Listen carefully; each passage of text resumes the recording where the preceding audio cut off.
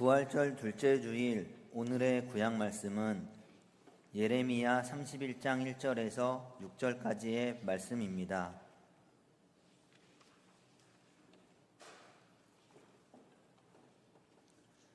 여호와의 말씀이니라. 그때에 내가 이스라엘 모든 종족의 하나님이 되고 그들은 내 백성이 되리라. 여호와께서 이같이 말씀하시니라. 칼에서 벗어난 백성이 광야에서 은혜를 입었나니 곧 내가 이스라엘로 안식을 얻게 하러 갈 때에라.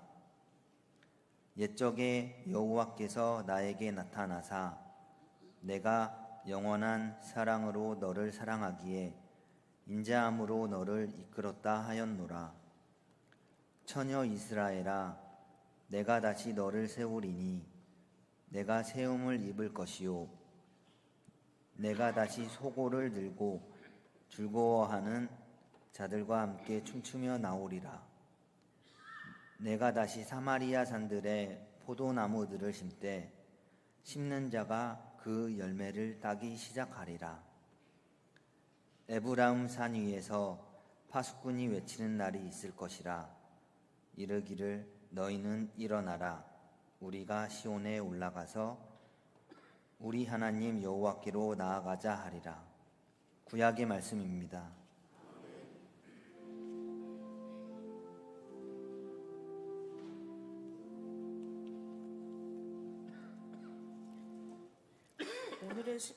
오늘의 신약 말씀은 누가복음 24장 36절에서 39절까지의 말씀입니다. 이 말을 할 때 예수께서 친히 그들 가운데 서서 이르시되 너희에게 평강이 있을지어다 하시니 그들이 놀라고 무서워하며 그 보는 것을 영으로 생각하는지라. 예수께서 이르시되 어찌하여 두려워하며 어찌하여 마음에 의심이 일어나느냐. 내 손과 발을 보고 나인 줄 알라. 또 나를 만져보라. 영은 살과 뼈가 없으되 너희 보는 바와 같이 나는 있느니라. 주님의 말씀입니다. 주님은 나의 목자라고 고백하며 부족함이 없으리로다는 그 성가대의 진심 어린 고백이 우리 모든 교우들의 고백이 된 줄 믿습니다. 따뜻한 동행이라는 글에 나오는 내용입니다. 미국을 방문한 한 작가가 있었는데요. 뉴욕 거리에서 우연히 꽃을 파는 할머님 한 분을 만나게 됩니다. 할머님은 남루한 옷차림에다 금방이라도 쓰러질 듯 나약한 모습이었지만 얼굴은 온통 즐거운 표정이었습니다. 작가가 물었습니다. 할머님, 뭐가 그렇게 즐거우신가요? 그러자 할머님은 한껏 미소를 띤 얼굴로 이렇게 대답하셨습니다. 왜 즐겁지 않겠어요? 세상이 이렇게 아름다운 걸요. 그가 다시 물었습니다. 고통이나 고민에 대해서 마음 편히 생각하는 재주가 있으신 것 같습니다. 그러자 할머니는 그 작가의 손을 잡으며 이렇게 말씀하셨습니다. 예수 그리스도가 십자가에 못 박혀 돌아가실 때 가장 슬픈 하루였습니다. 그런데 사흘 후에 부활하지 않으셨나요? 그래서 저는 불행하다고 어려움이 있다고 느낄 때마다 꼭 사흘을 기다린답니다. 그러면 이상하게도 사흘 후에 모든 게 정상으로 변해 있고 다시 일어설 수 있다는 힘을 얻습니다. 이 짤막한 글에 나오는 할머님의 답변, 설교를 준비하는 제게 큰 반향이 되었습니다. 속으로 몇 번이고 읊조렸습니다. 이 할머님이야말로 진정 부활신앙, 부활생명으로 사시는 분이시다. 로마서 6장 11절 말씀입니다. 이와 같이 여러분도 죄에 대해서는 죽은 사람이요 하나님을 위해서는 그리스도 예수 안에서 살고 있는 사람이라는 것을 알아야 합니다. 우리가 스스로를 어떤 존재로 인식하느냐는 우리의 삶의 변화의 선결 조건입니다. 내 현재 상태가 어떠한지를 분명히 알아야 어떻게 바꿔야 하는지 결론에 도달할 수 있기 때문입니다. 말씀 후반부의 방점을 찍는다면 우리는 그리스도 예수 안에서 살고 있는 사람, 즉 부활의 사람임을 인식해야 한다라는 것입니다. 골로새서 3장 1절에서도 사도 바울은 우리에게 압축하여 선포합니다. 여러분은 그리스도와 함께 다시 살리심을 받지 않으셨습니까? 사랑하는 여러분, 부활을 믿으십니까? 네, 믿으십니다. 이 또한 대단한 것입니다. 지난 주일 청년주일 예배를 드리면서요, 뜨겁게 부활 찬양을 부른 뒤에 제가 이제 말씀을 전할 시간이 돼서 우리 사랑하는 청년들에게 같은 질문을 던졌습니다. 부활을 믿느냐는 질문에 네라고 힘차게 대답을 청년들이 하였습니다. 청년 사역을 하면서 가장 기뻤던 순간이었습니다. 아, 이것으로 우선 족하다.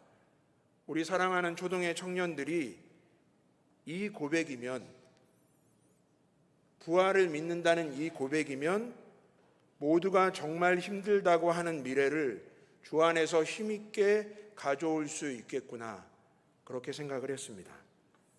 여러분들도 부활을 믿기에 오늘 이 자리에 나오셨습니다. 이 부활의 아침, 죽음에서 부활하신 주님을 찬양하고 경배하는 것입니다. 그런데 여러분들이 부활을 믿는다고 말하는 원동력이 무엇이겠습니까? 사도 바울이 서신서에 분명히 말씀해 주시지요. 성령님입니다. 성령은 부활한 그리스도에 대한 신앙을 형성합니다. 예수님께서 부활하셨고 그분이 우리 주님이시다라는 명확한 고백의 그 마음을 성령께서 일으키신다는 것입니다. 그런데 여러분, 이런 질문을 받는다면 무엇이라고 답하시겠습니까? 여러분들이 부활을 믿는 것은 잘 알겠습니다. 그렇다면 부활 신앙, 부활 생명으로 살아가고 계십니까? 좀 친근한 접근으로 사흘 후에는 주님처럼 부활한다라고 생각하는 뉴욕에 꽃을 파는 할머님, 신앙의 도전 측면에서 주님 부활 없으면 우리는 세상에서 가장 불쌍한 자이고 우리의 믿음과 그리스도를 전파하는 것도 헛된 일이고 그 모든 것이 무용지물이라고 목 놓아 부르는 사도 바울처럼 저와 여러분이 부활을 사실로 받아들이는 것을 넘어서 현재의 생생한 사건으로 자리 잡고 있냐는 말씀입니다.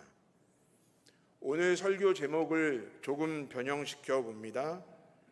교우님들에게 부활은 건조입니까? 견조입니까? 건조, 견조. 제가 라임을 맞추고 언어 유희를 하기 위함이 아니었습니다. 저 자신부터 참회와 깊은 성찰이 필요했습니다. 건조, 언급하지 않아도 모든 분들이 그 뜻과 뉘앙스를 아실 것입니다. 부활을 건조하게 여긴다. 내가 부활을 건조하게 여기는지는 나와 하나님은 아십니다. 지금 여러분 이 순간 십자가를 바라보면 나를 구속하신 그 사랑으로 인해 하염없는 눈물이 흐르십니까? 지금도 나는 당당히 나를 소생케 하며 세상 그 무엇보다 범접할 수 없는 힘이 예수 부활이라고 힘있게 외치실 수 있으십니까? 혹 이 부분에 대해서 주저하고 계시다면 죄송하지만 건조함 쪽으로 가는 신앙의 적신호입니다. 돌이켜야 합니다. 이제 견조로 시선을 돌려봅니다. 견조라는 단어, 물론 경제학에서 많이 쓰는 용어이지만 저는 일반적인 용례로 설명하고 싶습니다. 그 야구 선수는 시즌 내내 견조한 경기력을 보여주며 팀의 승리를 이끌었다. 한자 그대로 내용의 의미상 탄탄하다, 꾸준하다는 뜻이 견조입니다. 이런 비유가 적절하겠다 싶었습니다. 부활절만이 부활이 아니라 내 안에 매주 작은 부활이 계속 일어나고 있느냐 말입니다. 매주 부활절입니다. 물론 오늘은 달걀을 드리지는 않지만 부활의 능력을 통해 날마다 부활 축제가 펼쳐져야 한다라는 것입니다. 오늘 복음서 본문은 부활을 알고 믿는 것을 넘어서 사는 것으로의 방향 전환을 요구합니다. 누가복음 24장 37절의 말씀인데요. 그들은 너무나 놀랍고 무서워서 유령을 보는 줄 알았다. 부활 후에 11 제자에게 나타나셔서 평화를 선포하는 주님을 보고 난 뒤에 반응입니다. 유령인 줄 알았다. 그분은 죽어서 유령이 되신 것이 아닙니다. 복음서 곳곳에는 부활하신 분의 실제성, 분명히 부활하신 몸으로 왔다라는 것을 강조합니다. 그렇기에 부활하신 그리스도께서 나타나실 때 그 실제성은 확인할 수 있도록 여러분들 복음서 본문에 보시면 자신을 만져보기도 하셨고요, 말씀하기도 하셨고, 제자들을 만나시기도 하셨고, 음식도 드셨습니다. 이 장면도 예수님을 마술로 소환된 유령으로 보는 인식을 단호하게 거부합니다.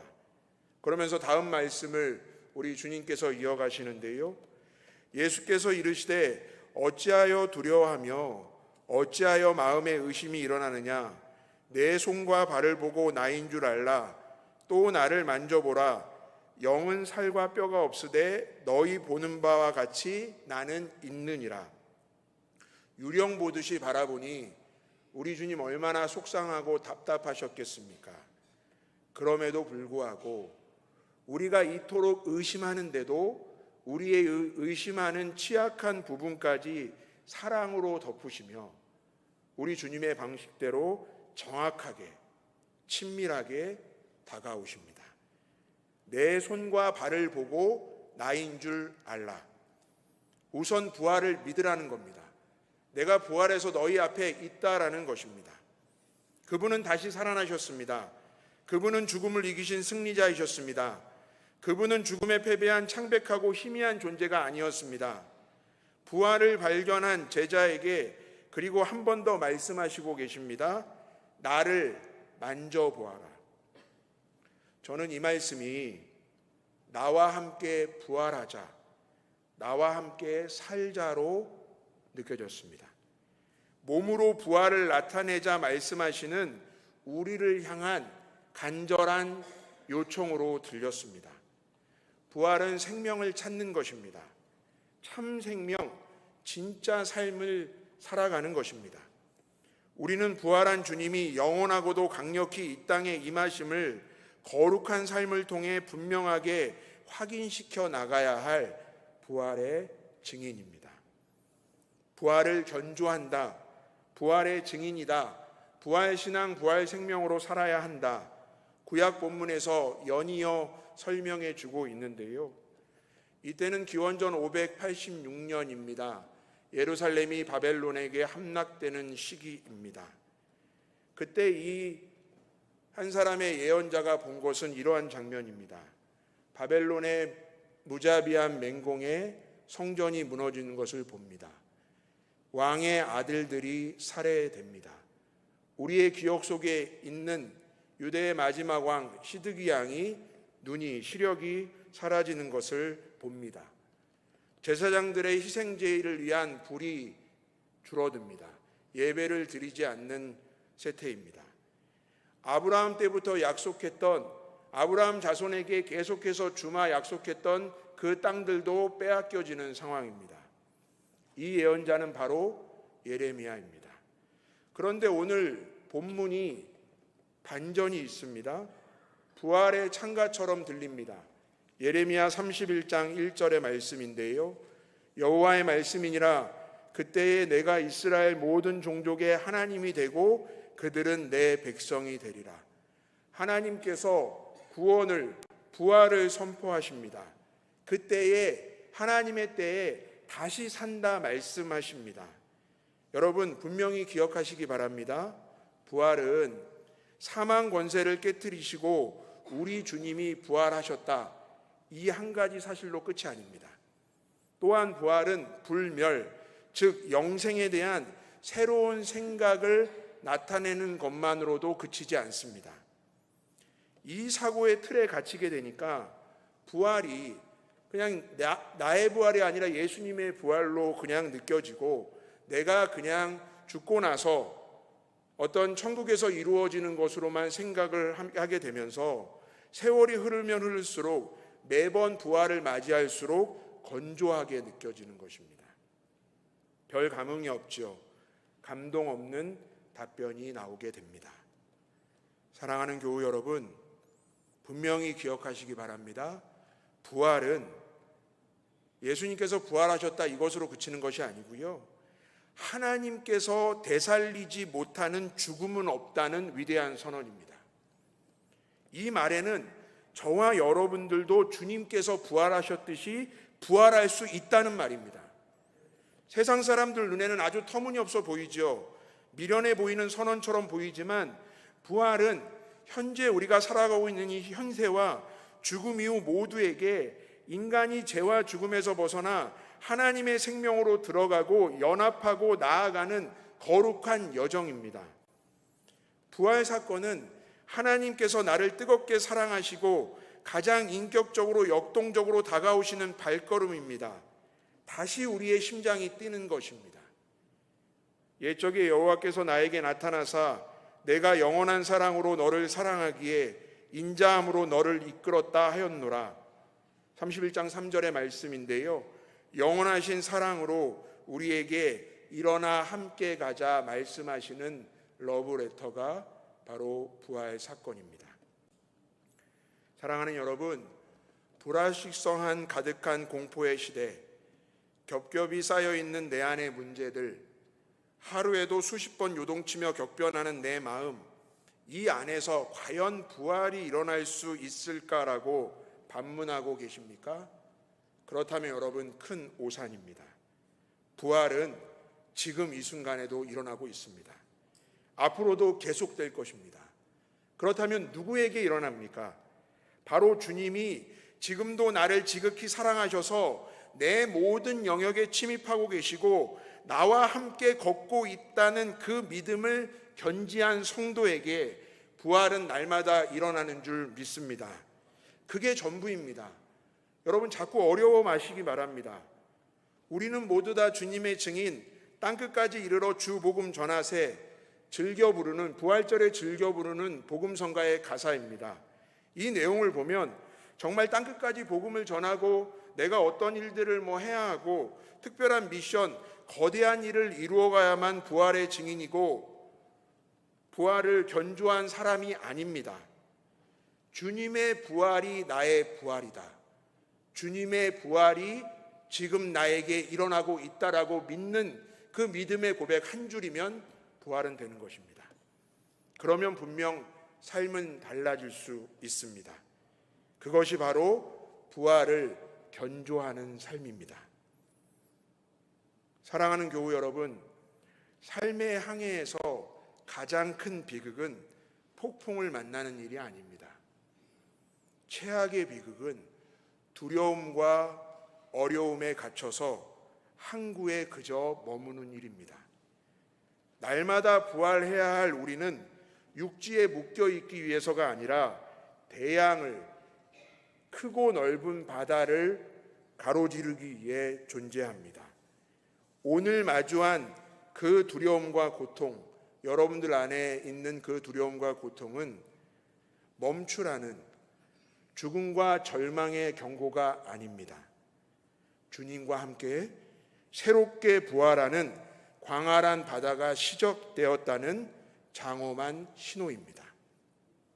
인생에 닥친 불행, 실패, 실망할 수 없어 보이는 영역, 절망적으로 보이는 상황일지라도 사도 바울이 이러한 고백을 했습니다. 우리 인생 가운데 놓여져 있는 수많은 우겨쌈들, 그 부분을 부활의 주님께 올려놓아라. 모든 것이 부활 예수 안에 있다고 생각하고 그 주님께서 다스리시고 그것들을 해결해 주신다고 믿고 그것을 올려놓으라고 우리에게 권면합니다. 그러면 결과가 어떻습니까? 기쁨의 노래가 나옵니다. 춤을 춥니다. 4절입니다.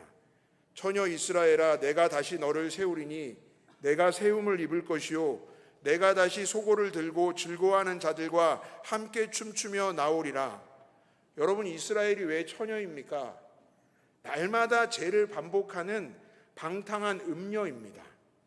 하지만 처녀라고 말씀하시면서 부활시켜 주시는 장면입니다. 우리가 늘상 말하는, 여러분, 부흥이라는 단어가 있지 않습니까? 부흥했으면 좋겠다. 부흥이란 단어를 쓰시죠. 그 뜻이 무엇입니까? 조금 진보하는 것입니까?